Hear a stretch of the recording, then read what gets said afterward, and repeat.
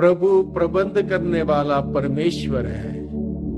प्रभु क्रिस्त में प्यारे भाइयों बहनों, मई महीने की 2 तारीख है, शुक्रवार का दिन है और आज के दिन में मनन चिंतन करने के लिए हम सबों के लिए विषय दिया है संत योहन के द्वारा रचित सुसमाचार अध्याय 6 पद संख्या 1 से 15 का प्रसंग है। इस प्रसंग में हम देखते हैं प्रभु यीशु मसीह लोगों के लिए प्रबंध करते हैं, इंतजाम करते हैं, लोगों को तृप्त करते हैं, खिलाते पिलाते हैं और इस प्रकार से लोगों के प्रति अपना प्रेम, अपनी दया, अपनी अनुकंपा व्यक्त करते हैं, प्रकट करते हैं और एक प्रकार का एहसास हम सभी लोगों को देते हैं कि आज भी वही प्रभु है जिसने इजरायली जनता पर तरस खाते हुए उनके लिए प्रबंध किया, इंतजाम किया, जिसने नए विधान के उन प्रभु के अनुयायियों को प्रबंध किया, इंतजाम किया, उनको खिलाया पिलाया तृप्त किया, वही ईश्वर आज भी हम सबों के लिए प्रबंध करते, इंतजाम करते हैं और इस प्रकार से ईश्वर अपना महान प्रेम को हम सबों के प्रति व्यक्त करते हैं, प्रकट करते हैं। इस बात को समझाने के लिए प्रभु आज के प्रसंग के द्वारा हम सबों को बुलाता है।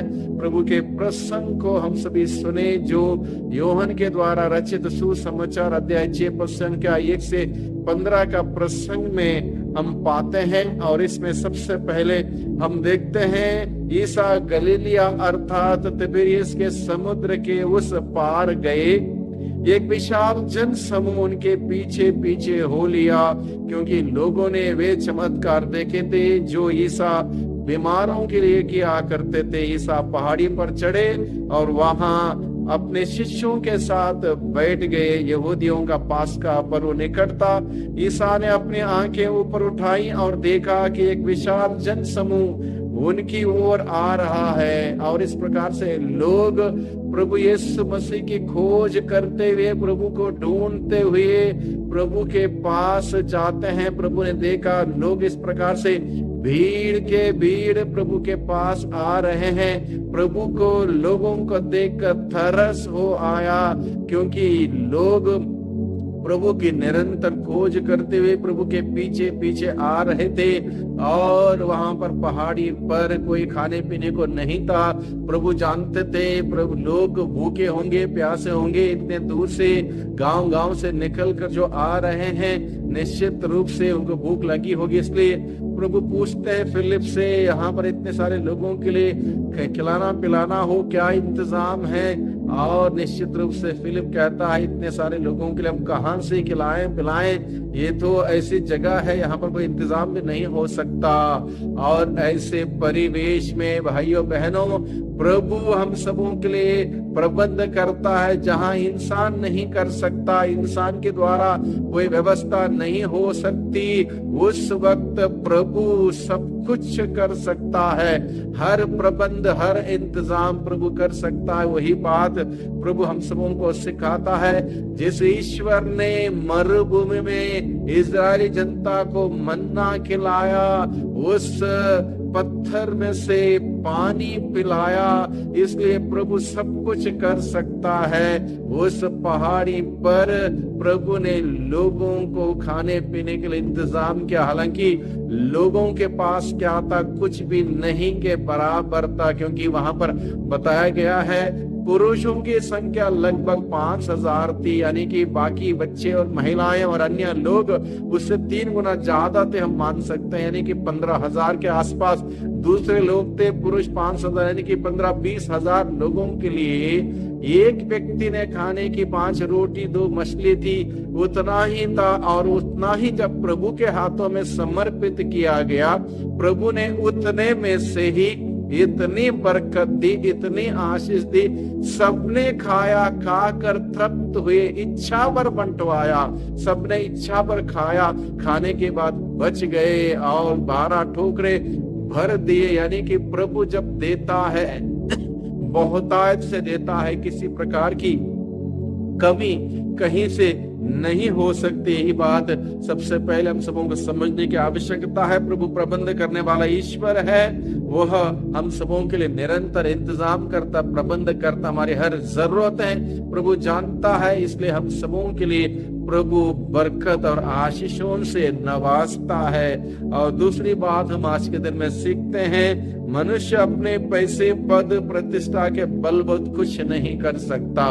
फिलिप ने कहा 200 रुपये के 200 दिनार की पैसे खर्च करेंगे और रोटी खरीदेंगे तब भी इनके लिए कुछ भी नहीं के बराबर। यानी कि ना हम पैसे से कुछ कर सकते हैं, ना हमारी क्षमता से कुछ कर सकते हैं, ना हमारे पद से कुछ कर सकते हैं, ना प्रतिष्ठा से कुछ कर सकते हैं।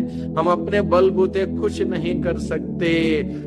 फिलिप अपना हाथ खड़ा कर देता है, यानी कि लोग अपने आप में कुछ भी नहीं है, कुछ भी नहीं कर सकते हैं, तब प्रभु सब कुछ कर सकता है।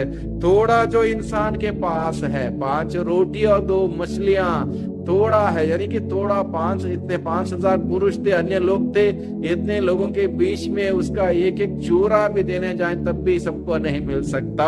इसलिए जो थोड़ा जो इंसान के हाथ में, इंसान के पास है, उसको प्रभु के हाथों में अगर समर्पित किया जाए, वो बहुतायत में बदल जाता है। हमारे पास बहुत सारी बातों में थोड़ा थोड़ा थोड़ा होगा, उस थोड़े को जब हम प्रभु के हाथों में समर्पित करेंगे, प्रभु के हाथों में दे देंगे, और प्रभु उसमें बरकत देगा, आशीष देगा, और वो बहुतायत में बदल जाएगा, परिवर्तित होगा। इसलिए थोड़ा लेकर हम लोग परेशान ना हो, प्रभु हमारे साथ है, प्रभु के हाथों में समर्पित करें, और प्रभु उस थोड़े में जब आशीष देगा, बहुतायत में बदल जाएगा।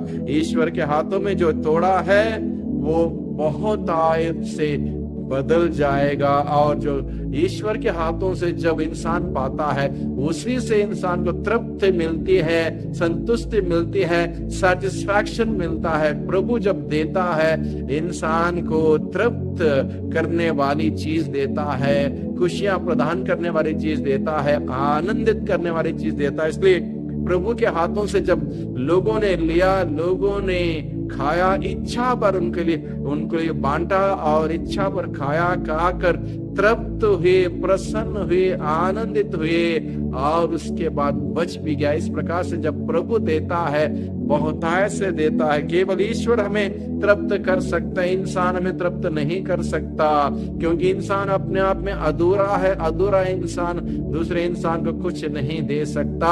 जो ईश्वर जो है परिपूर्ण है, परिपूर्णता से भरा हुआ ईश्वर हम सबों को देता है, तब वो हमें परिपूर्णता देता है, बहुतायत में देता है। इसलिए प्रभु यही कहता है, चोर केवल चुराने, मारने, नष्ट करने आया, लेकिन मैं इस दुनिया में इसलिए आया हूं ताकि उन सबों को जीवन मिले, जीवन बहुतायत से मिले, जीवन परिपूर्णता से मिले। इसलिए भाइयों बहनों, प्रभु के पास जाएं, प्रभु के पास हम ग्रहण करें बहुतायत से, और प्रभु हमें संतुष्टि देगा, सेटिस्फैक्शन देगा, तृप्ति देगा, आनंद देगा, खुशियां देगा। प्रभु में आनंद मनाएं, प्रभु में खुशियां मनाएं। सबको धन्यवाद, सबको जय यीशु की।